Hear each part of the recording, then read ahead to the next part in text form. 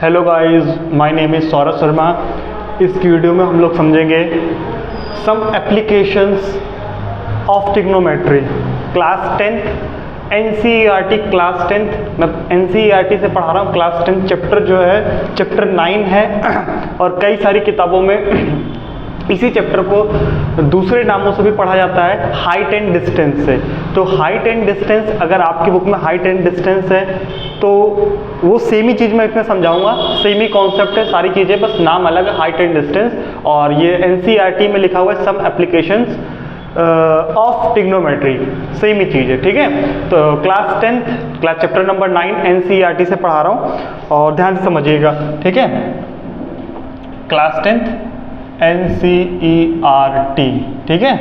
अब देखिए समझिएगा, सब एप्लीकेशंस ऑफ ट्रिग्नोमेट्री स्टार्ट करने से पहले कुछ बेसिक चीज़ें पता होना चाहिए। पहली चीज़ तो आपको इसमें जो ट्रिग्नोमेट्री वाले चैप्टर में इससे पहले वाला जो चैप्टर ट्रिग्नोमेट्री चैप्टर, उसमें जो आपने ट्रिग्नोमेट्रिक रेशियोज पढ़े थे, sine theta, cos theta, tan theta, cosec, cot, इनकी जो वैल्यू पड़ी थी 30, 45 पे, 60 पे, 90 पे, वो सारी चीज़ें आपको पता होनी चाहिए। वो सारी चीज़ें अगर मालूम है, याद है, पता है, तो ही आप कहीं ना कहीं इस चीज़ को करने के लिए आपके लिए आसानी होगी। क्योंकि अगर वो चीज़ याद नहीं है आपको तो इसमें आपको मुश्किलें आएंगी, ठीक है। क्योंकि उस वैल्यूज के बगैर ये क्वेश्चन सॉल्व करना टफ हो जाता है। तो वो पहले आप याद कर लीजिए, फिर आपको ये क्वेश्चन करने में आसानी होगी। पहले मैं इसमें कुछ स्टार्ट करता हूँ बेसिक से। देखिए कुछ चीज़ें पता होनी चाहिए आपको। इसमें क्या होगा, ऐसे समझिएगा, इसमें दो चीज़ें होती हैं। जैसे मान लीजिए ये एक्स एक्सिस है, ये क्या हॉरिजॉन्टल है, मतलब सरफेस जो ये मान लीजिए हॉरिजॉन्टल कोई प्लेन सरफेस है, और ये मान लेते हैं एक्स एक्सिस है, और यहाँ इस पॉइंट से कोई ऑब्जर्वर है। कोई कौन है? ऑब्जर्वर है, ठीक है। ये कोई ऑब्जर्वर है, ठीक है। कोई पर्सन हो सकता है, कोई चीज हो सकती है जो किसी चीज को देख रही है। ऑब्जर्वर मतलब जो ऑब्जर्व कर रहा है किसी चीज को। और अगर वो चीज कहाँ पे रखी हो, वो चीज कोई ऑब्जेक्ट को देख रहा हो। बात समझिएगा, कोई ऑब्जेक्ट मान लीजिए ऊपर है और ये हॉरिजॉन्टल सरफेस है, ये मान लीजिए कोई हॉरिजॉन्टल सरफेस है, और कोई नीचे से, यहाँ से कोई ऑब्जर्वर ऊपर की तरफ देख रहा है, ऊपर की तरफ देख रहा है। यहाँ पे कोई चीज है, ऑब्जेक्ट है, कोई भी चीज हो सकती है जो उस चीज को देख रहा है ये ऑब्जर्वर, ठीक है। नीचे से ऊपर की तरफ देख रहा है। तो समझ पा रहे हैं, जो ये एंगल फॉर्म होता है, जो थीटा फॉर्म हुआ है यहाँ पे, इसको बोला जाता है एंगल ऑफ एलिवेशन। क्या बोलते हैं इसको बोलते हैं एंगल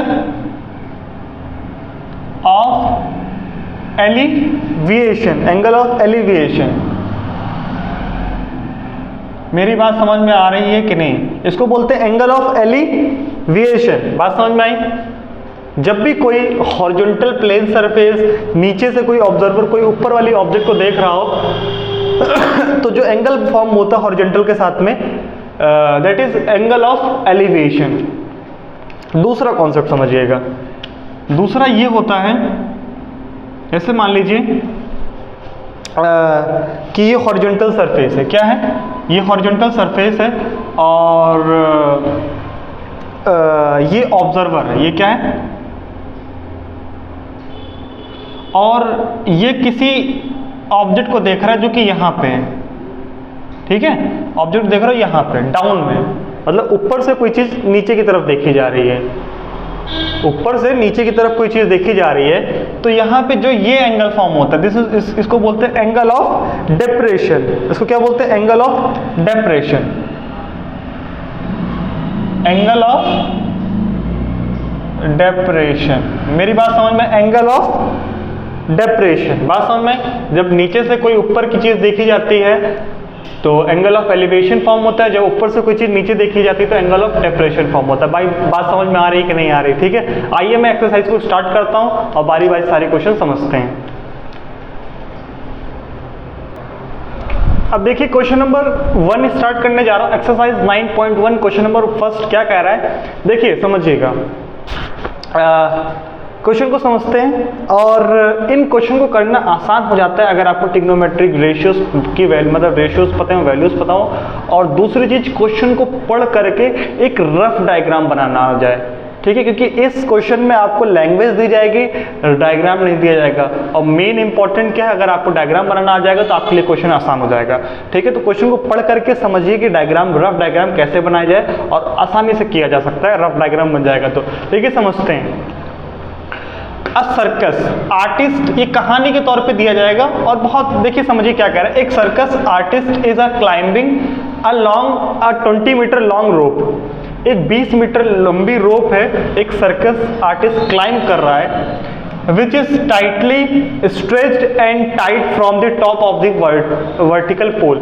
एक खंबे, एक ग्राउंड से लगा हुआ खंबा है और उस खंबे के ऊपर से वो रस्सी बंधी हुई है। Find the height of the pole, हमें खंबे की हाइट पता करनी। If the angle made by rope which is 30 degree. देखो समझना, यहाँ पे क्या कह रहा है, ये कह रहा है कि एक पोल है, एक क्या है, और ये ग्राउंड है, ये क्या है, ग्राउंड है, और ये पोल है, ये हमारा क्या है, पोल है। अब पोल के ऊपर से ध्यान समझिएगा, पोल के टॉप से ये रस्सी ऐसे करके नीचे यहाँ पे सटी हुई है। ठीक है, ये A मान लेता हूँ, ये B मान लेता हूँ, ये C मान लेता हूँ, और ये 90 डिग्री है। और ये कितनी मीटर लॉन्ग है, ये 20 मीटर लॉन्ग है। बात समझ में आ रही है? ठीक है, और ये नीचे जो ग्राउंड के साथ एंगल बन रहा है, कितना बन रहा है, 30 डिग्री बन रहा है। हमें पूछी जा रही है पोल की हाइट कितनी होगी। हमें क्या पूछी जा रही है, हाइट ऑफ द पोल। देखिए समझिएगा, आपने इससे पहले कुछ चीजें पढ़ा होगा, ये वाला,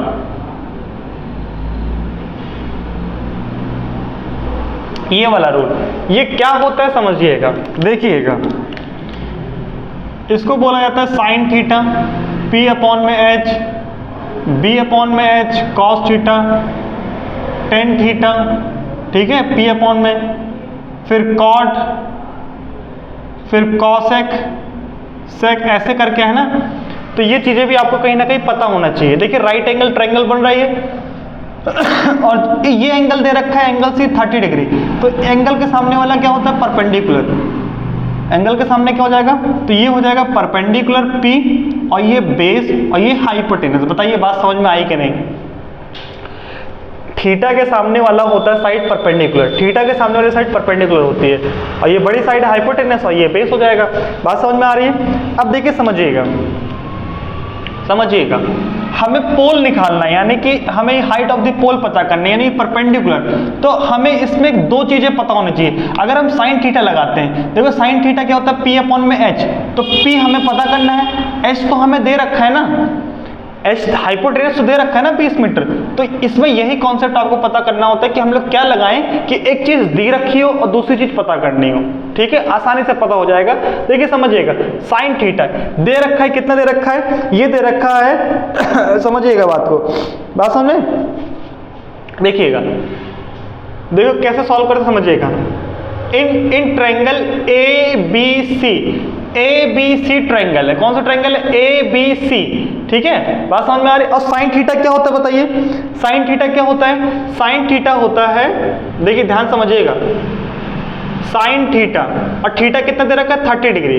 थीटा कितना दे रखा है, 30 डिग्री। और साइन थीटा क्या होता है, P अपॉन में H, P अपॉन में, देखिए मैं पूरा लिख देता हूँ, साइन थीटा होता है P अपॉन में H, क्या होता है, और साइन थीटा दे रखा है 30 डिग्री। कितना दे रखा है, अब P इस ट्रायंगल में क्या है बताइए, AB मतलब परपेंडिकुलर है, AB जो हमें पता करना है ना। हाइपोटेनस क्या है, AC। बात समझ में आई? AC क्या है, हाइपोटेनस है। अब साइन 30 क्या होता है, आपको ये पता होना चाहिए, बस यही इसमें काम की बात है। बस अगर आपको ये पता है तो आप समझ गए, आप कर ले जाएंगे। ठीक है, और AB क्या दे रखा है, AB तो पता करना है, और AC कितना दे रखा है, 20 मीटर। बात समझ में आ रही है? हमें ये पता करना है AB, तो ये डिवाइड में रहेगा तो मल्टीप्लाई हो जाएगा, तो इधर ऊपर चला जाएगा। बताइए बात समझ में आई कि नहीं आई? तो ये आ जाएगा 10, कितना आ जाएगा, तो AB हो जाएगा हमारा 10 मीटर। कितना, बात समझ में, परपेंडिकुलर हो जाएगा 10 मीटर। एक कितना आसान क्वेश्चन है, बताइए समझ में आई? ठीक है, इसको नोट कर लीजिए। आइए हम लोग अगले क्वेश्चन की बात करते हैं। अब देखते हैं क्वेश्चन नंबर 2 क्या कह रहा है। बहुत अच्छा क्वेश्चन है, देखिए समझिएगा। A tree breaks due to storm and the broken parts bend so that the top of the tree touches the ground, making an angle 30 degree with it. The distance between the foot of the tree to the point where the top touches the ground is 8 metre. Find the height of the tree. देखिए समझिएगा, मैं question को आपको समझा देता हूँ. Question क्या कह रहा है. एक पेड़ था, ठीक है. अब ध्यान समझिएगा, ये पूरा पेड़ है, ठीक है, ट्री है पूरा. ये मान लेते हैं ए और ये बी, पूरा ट्री है. अब हुआ क्या है कि ये यहाँ से ब्रेक हो गया. ये यहाँ से क्या हुआ, हवाएं तेज चल रही थी आंधी तूफान के कारण, ये बीच में से टूट गया. ठीक है, बीच में से टूट गया है. और ये टूटने के बाद ये वाला हिस्सा, जो टूटने के बाद ये वाला हिस्सा है, ये यहाँ से गिर के ज़मीन से टच हो गया. कहाँ टच हो गया, ज़मीन से टच हो गया. इसको मान लेते हैं ए डैश और इसको मान लेंगे सी. बताइए बात समझ में आ रही है. और जब ज़मीन से ये टच हो गया है तो कितना एंगल बना रहा है, ये बना रहा है 30 डिग्री. ठीक है, और जो ये हॉरिजॉन्टल वाली ग्राउंड है ये 8 मीटर है. कितनी है, 8 मीटर. अब हमसे पूछा जा रहा है हाइट ऑफ द ट्री. क्या पूछा जा रहा है, हाइट ऑफ द ट्री पूछी जा रही है, यानी कि पेड़ की कुल ऊंचाई कितनी होगी. देखिएगा, समझिएगा ध्यान से. देखिए आपको मैंने अभी अभी थोड़ी देर पहले बताया कि ये वाला, ठीक है, ये साइन होता है, ये कॉस होता है, ये टेन होता है. ठीक है, अब ध्यान समझिएगा, हमें पेड़ की कुल ऊंचाई बतानी है. इसका मतलब हमें एक तो ए डैश बी पता होना चाहिए, है ना, और ए डैश सी पता होना चाहिए. दोनों को जोड़ देंगे क्योंकि यही चीज़ तो टूट के यहाँ गिरा है ना. ये भी तो पेड़ का हिस्सा है और ये भी पेड़ का हिस्सा, यही तो गिरा है. तो पहले इतना निकाल लेंगे, फिर इतना निकाल लेंगे, दोनों को जोड़ देंगे, कुल ऊंचाई पता चल जाएगी. समझिएगा, थीटा के सामने वाला क्या होता है, परपेंडिकुलर, और ये है बेस और ये हाइपोटेनस. तो परपेंडिकुलर बताना है और बेस पता हो, तो बेस और परपेंडिकुलर बताना है. बेस पता हो, tan थीटा में लगा, tan थीटा लगता है. समझिएगा, ध्यान समझिएगा. हमें देखिए बेस पता है और पी पता है, पता करना है. तो बेस पता है, पी पता करना है, tan थीटा में लगेगा. तो ये आपको पता होना चाहिए. यानी कि इन ट्रायंगल, ध्यान समझिएगा, प्रैक्टिस से आएगा, in triangle A dash B C. अब देखिए समझिएगा, tan थीटा क्या होता है, P अपॉन में B. तो tan 30 कितना दे रखा, थीटा कितना दे रखा, 30 डिग्री. P क्या है बताइए, परपेंडिकुलर क्या है, A डैश B अपॉन में बेस क्या है, BC. tan 30 कितना होता है, 1/√3. बात समझ में. और A डैश B ये तो हमें पता करना है, ठीक है, और ये दे रखा है 8 मीटर. तो डिवाइड इधर आके मल्टीप्लाई हो जाएगा. तो यानी कि A डैश B एक्चुअली में हो जाएगा इतना मीटर, 8/√3 मीटर. बताइए बात समझ में आई कि नहीं आई. ठीक है, अब इसी ट्रायंगल में हमें क्या पता करना है, हाइपोटेनस. ये कितना आ गया, 8/√3. बात समझ में आई. अब ये पता करना है तो बेस अपॉन में हाइपोट, कॉस भी लगा सकते हो, ठीक है, और साइन भी लगा सकते हो, कोई भी लगा के कर सकते हो. साइन भी लगा सकते हो इसमें, है ना, और कॉस भी लगा सकते हो. और तो मैं इसमें कॉस से सॉल्व करूंगा कि साइन भी लगा सकते हो और कॉस से भी हो जाएगा. ठीक है, देखिए समझिएगा, इन triangle A dash B C में, ठीक है, अब मेरे को एच पता करना है. तो मैं लगाऊंगा इसमें कॉस थीटा होता है बी अपॉन में एच, और कॉस कितना 30 डिग्री, और बेस कितना दे रखा है, बी सी, हाइपोटेनस दे रखा है ए डैश सी. कॉस 30 होता है √3/2, और बी सी कितना दे रखा है 8, और ए डैश सी तो पता करना है. तो इसको कैसे करेंगे, इधर आएगा, इधर चला जाएगा. तो ए डैश सी ये इधर आएगा, और ये 2 ऊपर साइड चला जाएगा, और ये रूट नीचे आ जाएगा. तो ए डैश सी हो जाएगा 16 अपॉन में √3 मीटर. अब हमें टोटल हाइट बतानी ट्री की, तो इसको और इसको जोड़ देंगे, यानी कि टोटल हाइट ऑफ ट्री. तो क्या कर देंगे, ए डैश बी प्लस ए डैश सी को जोड़ देंगे, तो 8/√3 प्लस 16/√3, तो ये आ जाएगा √3, तो ये हो जाएगा 24। इसको फर्दर सॉल्व करोगे, यानी कि इस चीज़ को और ज़्यादा सॉल्व करोगे तो देखिए समझाता हूँ मैं इसको। ये लिखा हुआ 24, तो इसको रेशनलाइज कर दो, √3 ऊपर √3 नीचे, तो ये हो जाएगा 24 √3/3, 3 8 24, तो यानी कि 8√3 आ जाएगा। बात समझ में आ रही है? 8√3 आ जाएगा इसका आंसर। ठीक है, आइए अगले क्वेश्चन की बात करते हैं। अब देखते हैं क्वेश्चन नंबर 3 क्या कह रहा है। मैंने क्वेश्चन नंबर 3 को लिखा नहीं है, पर मैं आपको मतलब समझा देता हूँ। क्वेश्चन नंबर 3 का मतलब क्या है कि ये कहना चाह रहे थे 3rd क्वेश्चन में कि एक कॉन्ट्रैक्टर हैं जिनको कॉन्ट्रैक्ट मिला हुआ है झूले लगाने का एक पार्क में। ठीक है, तो उन्होंने झूले लगाया है। एक झूला लगाया है जो कि छोटे बच्चों के लिए, 5 साल से छोटे बच्चों के लिए है। ठीक है, और एक झूला 5 साल से बड़े बच्चों के लिए, यानी कि एल्डर्स के लिए, एक यंगर्स के लिए। तो जो यंगर्स के लिए झूला लगाया गया है, और ये BC हॉरिजॉन्टल सरफेस है ग्राउंड लेवल का, और ये हाइट है 1.5 मीटर हाइट है, और ये स्लाइड है ना, फिसलने के लिए स्लाइड लगाया हुआ है। और जो एंगल बन रहा है स्लाइड का और ग्राउंड के बीच में 30 डिग्री है छोटे बच्चों के लिए। और जो बड़े बच्चों के लिए लगाया गया है एंगल तो सेम बन रहा है, ये जो स्लाइड का एंगल है ग्राउंड से 30 डिग्री सेम बन रहा है, लेकिन जो हाइट है ये बढ़ा दी गई है 3 मीटर। ठीक है, तो हमें पता करना है कि इनकी जो स्लाइड वाला है ये कितना होगा लेंथ, और इसकी लेंथ कितनी होगी स्लाइड वाले की। बस इतनी सी बात कही गई है, समझते हैं और करते हैं, समझिएगा। ठीक है, देखिए समझिएगा, हर बार मैं इसको लिख रहा हूँ कि हर बार ये काम आएगा। ठीक, ये साइन हर क्वेश्चन में मैं लिख रहा हूँ, ये कॉस, ये टेन। बात समझ में? देखिए समझिएगा, पहले इसके लिए करते हैं, इन छोटे बच्चों के लिए। देखिए समझिएगा, थीटा के सामने वाला परपेंडिकुलर होता है, ये हाइपोटेनस और ये बेस। ठीक है, हमें हाइपोटेनस से निकालना है, यानी कि हमें P पता है, H निकालना है, P पता है, H निकालना है, P पता है, H निकालना है। किस में होता है? साइन थीटा में। किस में होता है? सबसे पहले ये आपको मालूम होना चाहिए, साइन थीटा होता है P/H। अब देखिए बात को समझिएगा, साइन 30 डिग्री और P कितना दे रखा है, थीटा के सामने वाला परपेंडिकुलर होता है, तो AB परपेंडिकुलर दे रखा है, और हाइपोटेनस क्या दे रखा है? AC। देखिए साइन 30 होता है 1/2। ठीक है, 1/2, और AC कितना दे रखा है, सॉरी AB दे रखा है 1.5, और AC तो पता करना है स्लाइड वाला, तो ये डिवाइड इधर आके डिवाइड होगा, और ये उधर जाके मल्टीप्लाई, मतलब इधर जाके क्रॉस मल्टीप्लाई होगा, तो AC ये 1 तो 1 ही हो जाएगा, 1.5 × 2, और इसको जब सॉल्व किया जाएगा तो ये आ जाएगा 3 मीटर। कितना मीटर? AC कितना आ जाएगा? 3 मीटर। आई होप आपको समझ में आया हो। AC कितना आ जाएगा बताइएगा? 3 मीटर आ जाएगा। आइए हम लोग बड़े बच्चों के लिए भी चेक करते हैं। देखिए समझिएगा, थीटा के सामने वाला परपेंडिकुलर, और इसमें ये पता करना है। ठीक है, ये पता करना है, क्लियर है? और हाइपोटेनस तो कैसे करेंगे बताइएगा?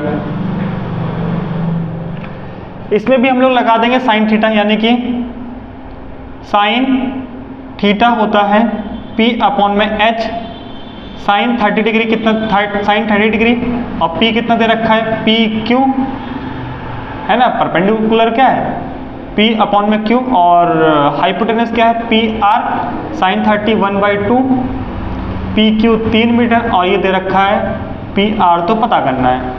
तो ये हो जाएगा PR निकल के आएगा 6 मीटर। कितना आएगा? PR कितना निकल के आएगा? 6 मीटर। बात समझ में आ रही है कि नहीं आ रही है, बता दीजिए। PR कितना निकल के आएगा? 6 मीटर। अच्छा, यहाँ पे मेरे से थोड़ी सी मिस्टेक हो गई है, ये 30 डिग्री नहीं 60 डिग्री है, थोड़ा सा इसको, ये 60 डिग्री है। ठीक है, इट्स माय मिस्टेक, ये नॉट 30, इट्स 60। तो आप समझिएगा, तो 60 डिग्री लिख देंगे यहाँ पे। ठीक है, कितना दे रखा है? 60 डिग्री। ठीक है, तो ये होता है साइन 60 √3/2। बाकी सब सही है, ये क्रॉस मल्टीप्लाई इधर आएगा, तो PR × √3 और 3 × 6, तो PR ये नीचे चला जाएगा, ये 2 है, 2 3 जा 6 अपॉन में √3, ठीक है। तो ये पी आर आ जाएगा। इसको और ज़्यादा सॉल्व करना है तो √3 से ऊपर नीचे मल्टीप्लाई करा देंगे तो ये हो जाएगा 6√3 3 और ये हो जाएगा 2√3 पी आर। बताइए बात समझ में आई कि नहीं आई? पी आर आ जाएगा ये ये 60 था तो इनकी जो हाइट है वो हो जाएगी 2√3 मतलब स्लाइड वाली, और ये हो जाएगा 3 मीटर। आई होप आपको बात समझ में आई हो। आइए हम लोग अगले क्वेश्चन को देखते हैं। आइए बात करते हैं अपने अगले क्वेश्चन की, क्वेश्चन नंबर 4 की। देखिए क्वेश्चन नंबर 4 क्या कर रहा है, बहुत इंपॉर्टेंट है, समझिएगा। The angle of elevation of the top of the tower from a point on the ground which is 30 metre away from the foot of the tower is 30 degree, find the height of the tower. देखिए समझिए, question को समझिएगा और question को समझ करके rough diagram बनाना समझिएगा, वो ज़्यादा ज़रूरी होता है। देखिए क्या कह रहा है कि एक पर्सन है, एंगल ऑफ एलिवेशन का मतलब वो नीचे से, ये ग्राउंड है और वो नीचे से किसी, ये टावर है, टावर के टॉप पे देख रहा है और वो जो एंगल बन रहा है कितना बन रहा है 30 डिग्री, यहाँ से देख रहा है टॉप पे टावर के ये 90 डिग्री है। इसको मान लेते हैं A B C और ये 30 मीटर दे रखा है। आपसे पूछा कि ये हाइट कितनी होगी टावर के समझिएगा, थीटा के सामने वाला परपेंडिकुलर होता है, ये बेस हो जाएगा, ये हाइपोटेनस हो जाएगी। Any doubt? बात क्लियर है? अब समझिएगा, ये आपको समझिएगा, ये इंपॉर्टेंट है, ये मैं हर क्वेश्चन में बना रहा हूँ, ठीक है। इससे आसानी होती है, क्वेश्चन सॉल्व करने में दिक्कत कम आती है। ये होता है साइन थीटा, फॉर्मूला होता है ये कॉस और ये tan, ठीक है। देखिए समझिएगा, हमें बेस पता है, पी पता करना है, हमें बेस पता है, पी पता करना है तो 10 लगाएंगे, ठीक है। बेस पता है, पी पता करना है, 10 लगाएंगे। तो समझिएगा यहाँ पे in triangle ABC tan theta होता है P अपॉन में B, है ना, और tan थीटा कितना दे रखा है 30 डिग्री, और P कितना दे रखा है बताइए, परपेंडिकुलर कितना दे रखा है AB, और बेस कितना है CB, ठीक है। tan थीटा कितना होता है 1/√3, बात समझ में आ रही है। और AB कितना, AB तो पता करना है, परपेंडिकुलर तो पता करना है, और CB कितना दे रखा है 30 मीटर, डिवाइड है जाके मल्टीप्लाई होगा तो 30 बन जाए 30, और इसको वहीं रखते हैं। तो इसको जो फर्दर सॉल्व करेंगे 30 अपॉन में √3 ऊपर नीचे मल्टीप्लाई करा देंगे तो ये आ जाएगा 30 √3 अपॉन में 3 तो आ जाएगा 10 √3, कितना आ जाएगा 10 √3, ठीक है। 10 √3 मीटर टावर की हाइट होगी। आई होप आपको बात समझ में आएगी। और क्वेश्चन बहुत इंपॉर्टेंट है, बात समझ में आई और इसको समझिएगा। आइए अगले क्वेश्चन की ओर बढ़ते हैं। आइए अपने अगले क्वेश्चन को सॉल्व करते हैं, क्वेश्चन नंबर 5। देखिए समझिए क्वेश्चन नंबर 5 क्या कहना चाह रहा है, और आसान है, देखिए समझिए क्वेश्चन का मतलब समझिएगा। A kite is flying at a height of 60 metre, एक पतंग जो है वो 60 मीटर की ऊंचाई पे उड़ रही है, हाइट पे, अबव द ग्राउंड, ग्राउंड से, बात समझ में आई। और उसके बाद कह रहा है कि the string attached to the kite is temporarily tied to a point on the ground. The inclination of the string with the ground is 60 degree. Find the length of the string assuming that there is no slag of the string. समझिएगा, देखिए जो पतंग है, जो kite है, वो ground है मान लीजिए, और ग्राउंड से ये बिल्कुल ये डोर जो है ना, ये बिल्कुल स्ट्रेट है। वो कहने का मतलब इनका है कि जो डोर है वो बिल्कुल सीधी है, ठीक है, वो स्ट्रेट है। और ये जो ग्राउंड है ये 60 मीटर है। ये जो पतंग उड़ रही है ऊपर, बात को समझिएगा, ये 60 मीटर पे उड़ रही है। जैसे ये पतंग है, ये 60 मीटर पे इधर से नीचे से उड़ रही है। इसको मान लेते हैं A B C, ये 60 मीटर पे उड़ रही है, और ये जो एंगल बना रहा है वो बना रहा है 60 डिग्री। कितना बना रहा है? तो आपको ये पता करना है, हाइपोटेनस पता करना है। क्या पता करना है? ये थीटा के सामने वाला परपेंडिकुलर, ये बेस, तो आपको ये पता करना है, h पता करना है। इनके कहने का मतलब ये कि वो कितना वो बना रही होगी ग्राउंड से। फाइंड द लेंथ पता करना है स्ट्रिंग की। तो फिर से मैं लिख दे रहा हूं, ये होता है साइन, ये होता है कॉस, ये होता है टेन। ठीक है, अब देखिए समझिएगा, हमें h निकालना है, p पता है, p पता है, h निकालना है, साइन लगाएंगे, p पता है, h निकालना है, साइन लगाएंगे। देखिए समझिएगा, इन triangle ABC apply sine theta, sine theta होता है p अपॉन में h, और साइन किस पे लगाना है, साइन 60 पे।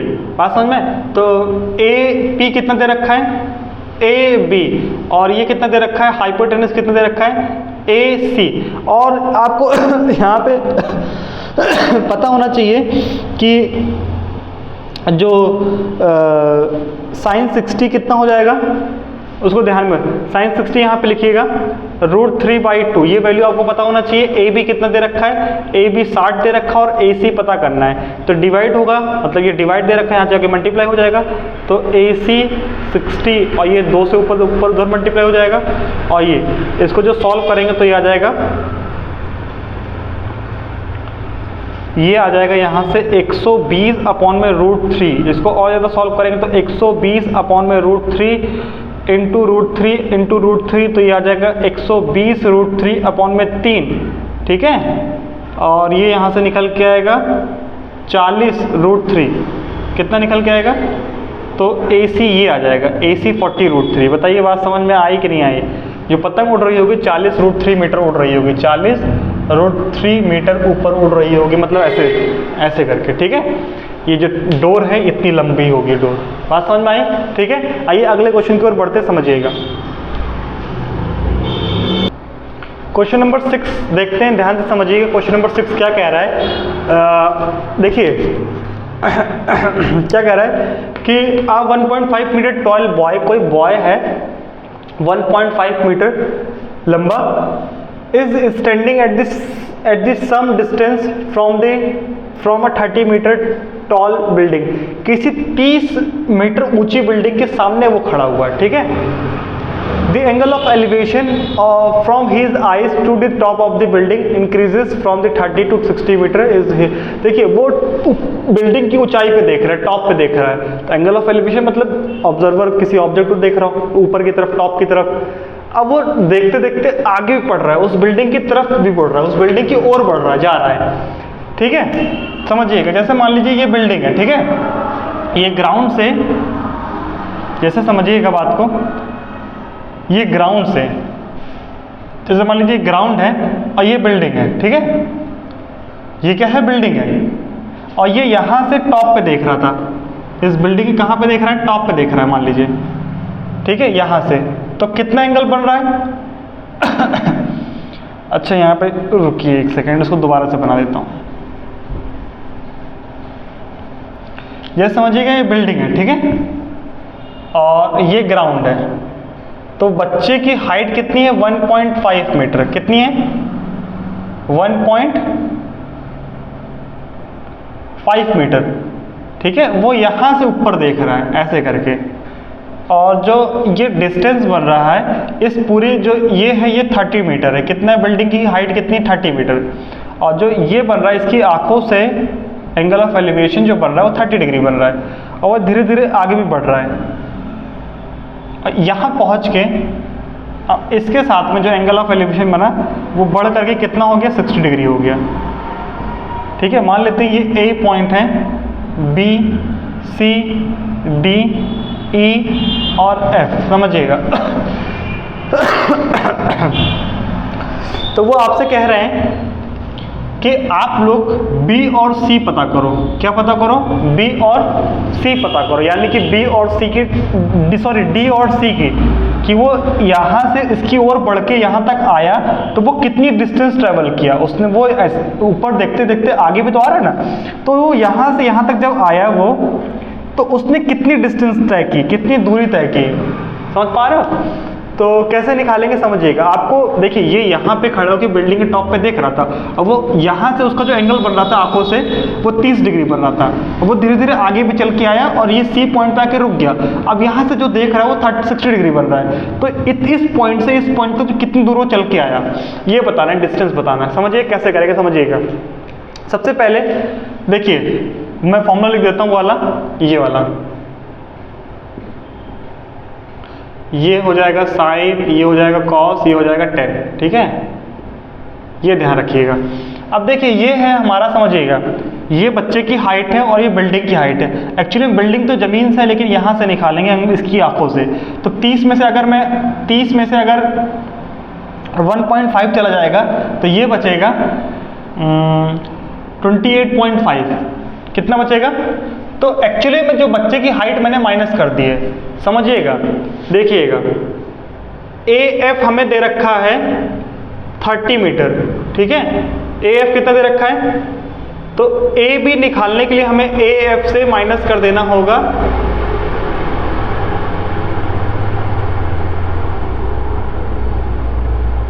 DE। कितना? DE बच्चे की हाइट, DE, या फिर ये 1.5 है तो ये भी तो 1.5 होगा, तो यानी कि BF को माइनस कर देंगे तो AB निकल जाएगा हमारा 30 माइनस 1.5, तो AB निकल के आ जाएगा 28.5। आई होप आपको समझ में आ रही होगी। तो बिल्डिंग की हाइट इतनी आ गई 28.5, ठीक है। अब देखिए समझिएगा, पहले तो हम लोग क्या करेंगे, ABD बड़े वाले ट्रायंगल की पूरी दूरी निकालेंगे, पूरी डिस्टेंस निकालेंगे, समझिएगा। इन ट्रायंगल ABD, तो इसमें लगेगा क्या, देखिए समझिएगा, ये P पता है, थीटा के सामने वाला क्या होता है, परपेंडिकुलर, थीटा ये होगा परपेंडिकुलर, हमें ये बेस चाहिए, हमें क्या चाहिए, तो P पता है, बेस चाहिए, tan थीटा लगाएंगे। तो यूजिंग tan थीटा क्या होता है, P अपॉन में B, tan थीटा कितना दे रखा है 30 डिग्री, और ये कितना P की क्या है बताइए, P है AB और B बेस है DB, तो tan थीटा होता है 1 अपॉन में √3, AB दे रखा है 30, DB पता करना, ये D है, तो ये डिवाइड जाएगा, मल्टीप्लाई हो जाएगा, तो 1 से होगा तो DB आ जाएगा, और √3 30 से होगा तो 30 √3। समझ पा रहे हैं आप लोग बात को? तो यानी कि DB इतना आ जाएगा। बात समझ में आई? क्लियर है? अब हम लोग निकालेंगे CB, समझिएगा,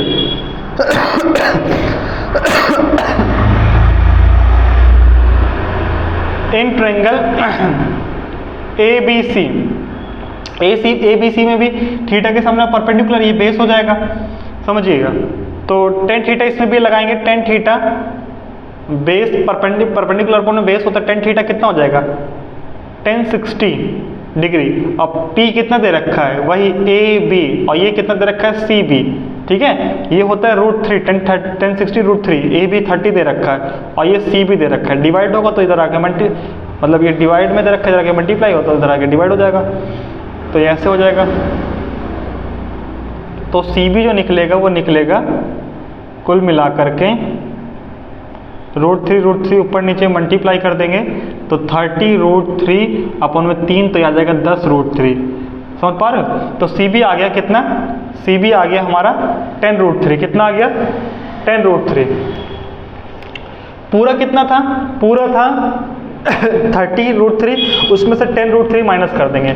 हमें निकालना है DC पता करना है, तो DC पता करने के लिए DB माइनस CB, DB कितना दे रखा है 30 √3, कितना माइनस करेंगे 10 √3। बात समझ में आ रही कि नहीं आ रही? ठीक है, तो कैसे माइनस करेंगे समझिएगा, ठीक है। 10 √3 कॉमन लेंगे तो अंदर क्या बचेगा, 3 माइनस 1, कितना बचेगा 3 माइनस 1, तो 10 √3, तो ये बचेगा 20 √3। कितना बचेगा 20 √3। भाई आइए आपको बात समझ में आई कि नहीं, तो DC आ जाएगा 20 √3, यानी कि DC आ जाएगा 20 √3 मीटर, वो इतने मीटर आया होगा आगे। आई होप आपको बात समझ में आई होगी, ठीक है। बात समझ में आई कि नहीं आई, क्लियर है? कितना आया होगा मीटर आगे,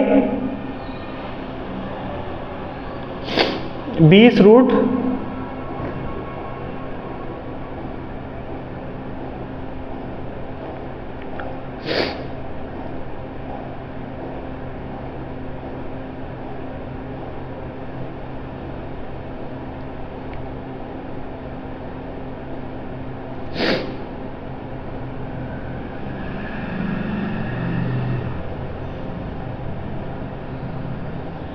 कितना मीटर आया होगा, 20√3 मीटर आगे आया होगा।